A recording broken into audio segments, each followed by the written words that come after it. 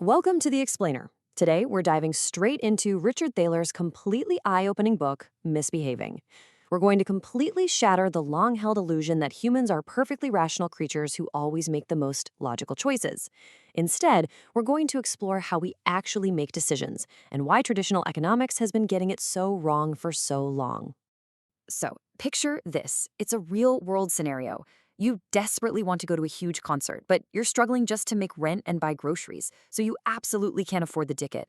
Then, out of nowhere, your friend buys you that incredibly expensive ticket for your birthday.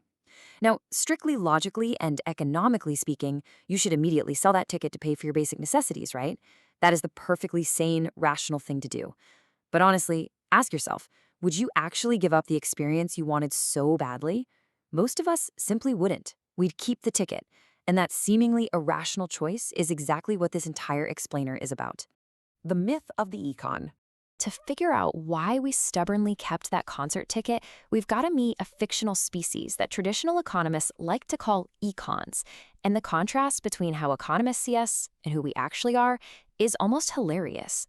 Traditional models assume we're all econs, these super geniuses with infinite computing power, perfect willpower, and a Spock-like ability to rapidly optimize every choice for our own self-interest. But in reality, we're just human. We get tired, we get incredibly sentimental, and we're driven by inefficient, everyday routines simply because navigating life takes a ton of energy.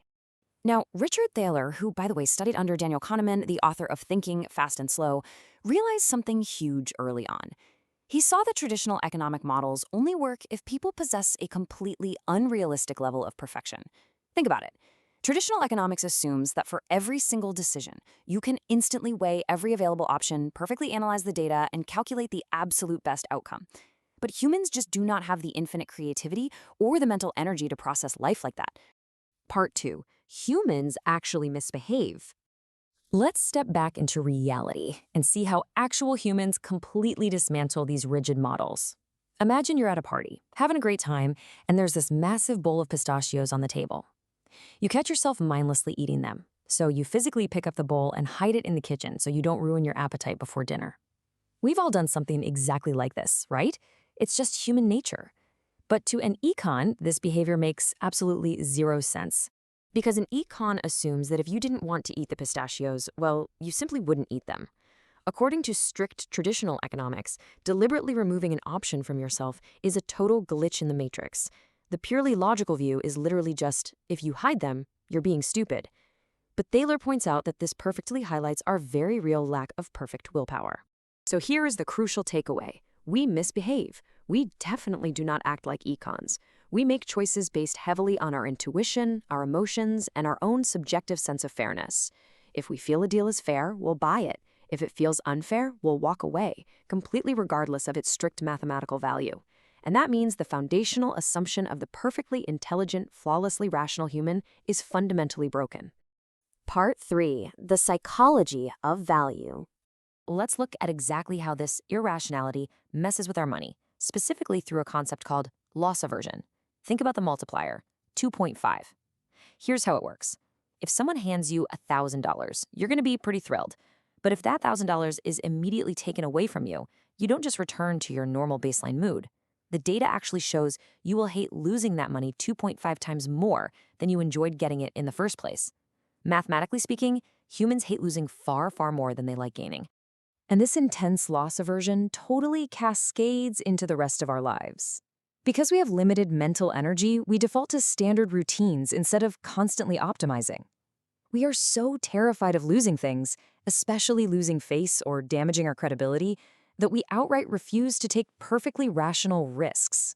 For a lot of us, the potential benefit of trying something new just isn't worth the perceived risk of failing and looking foolish to our peers.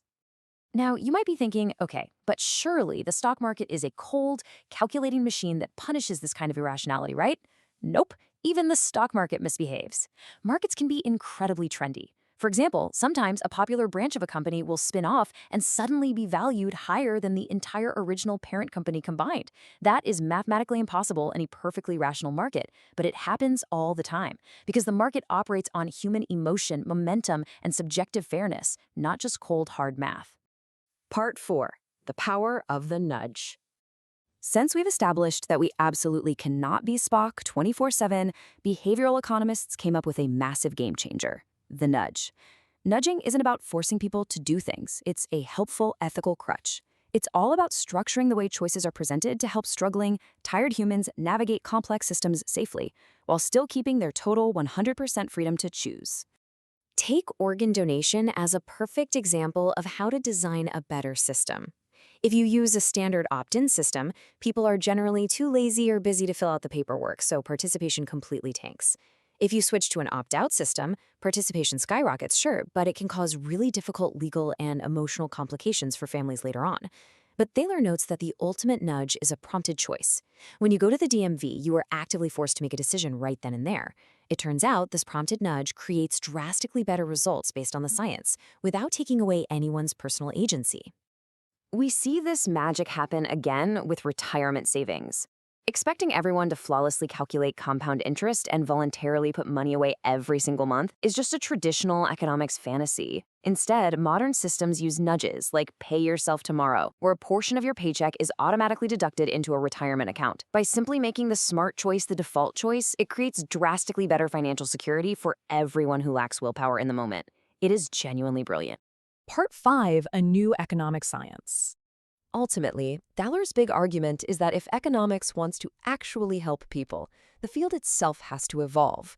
It shouldn't just be based on solid-sounding logic made up by academics in a closed room, guessing how perfect people should act. Thaler argues economics needs to be treated like a hard science.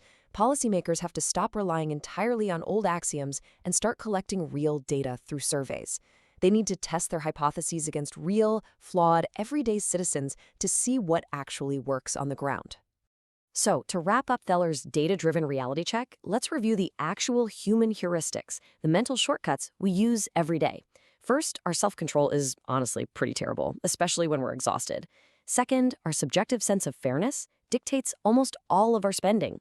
Third, an intense fear of embarrassment completely stops us from taking good risks. And finally, loss aversion governs our minds. We hate losing far, far more than we enjoy gaining. Once policymakers accept these raw facts, they can start designing systems that actually work for us. As we close out this explainer, I want you to look at your own life and the routines you've built. We've definitely established you aren't a perfectly rational econ. So ask yourself, where are you misbehaving?